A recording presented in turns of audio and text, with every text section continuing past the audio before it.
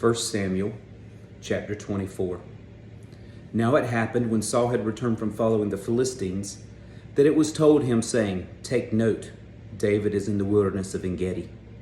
Then Saul took 3,000 chosen men from all Israel and went to seek David and his men on the rocks of the wild goats. So he came to the sheepfolds by the road where there was a cave, and Saul went in to attend to his needs. David and his men were staying in the recesses of the cave. Then the men of David said to him, "This is the day of which the Lord said to you, Behold, I will deliver your enemy into your hand, that you may do to him as it seems good to you." And David arose and secretly cut off a corner of Saul's robe. Now it happened afterward that David's heart troubled him because he had cut Saul's robe. And he said to his men, "The Lord forbid that I should do this thing to my master, the Lord's anointed, to stretch out my hand against him, seeing he is the anointed of the Lord." So David restrained his servant with these words and did not allow them to rise against Saul. And Saul got up from the cave and went on his way. David also arose afterwards, went out of the cave and called out to Saul, saying, "My lord, the king." And when Saul looked behind him, David stooped with his face to the earth and bowed down. And David said to Saul, "Why do you listen to the words of men who say, 'Indeed, David seeks your harm'? Look, this day your eyes have seen that the Lord delivered you today into my hand in the cave.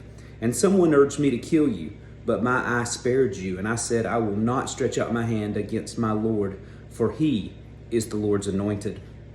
Moreover, my father, see the corner of your robe in my hand. For in that I cut off the corner of your robe and did not kill you. Know and see that there is neither evil nor rebellion in my hand, and I have not sinned against you, yet you hunt my life to take it. Let the Lord judge between you and me, and let the Lord avenge me on you, but my hand shall not be against you. As the proverb of the ancients says, wickedness proceeds from the wicked, but my hand shall not be against you. After whom has the king of Israel come out?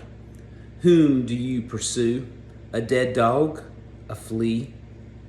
Therefore, let the Lord be judge, and judge between you and me, and see and plead my case, and deliver me out of your hand."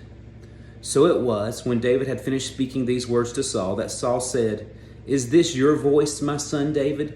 And Saul lifted up his voice and wept. Then he said to David, "You are more righteous than I, for you have rewarded me with good, whereas I have rewarded you with evil.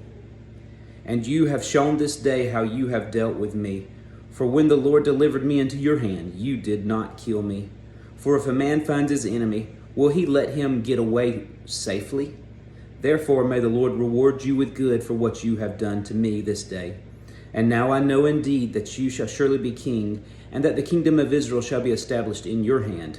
Therefore, swear now to me by the Lord that you will not cut off my descendants after me, and that you will not destroy my name from my father's house." So David swore to Saul, and Saul went home, but David and his men went up to the stronghold.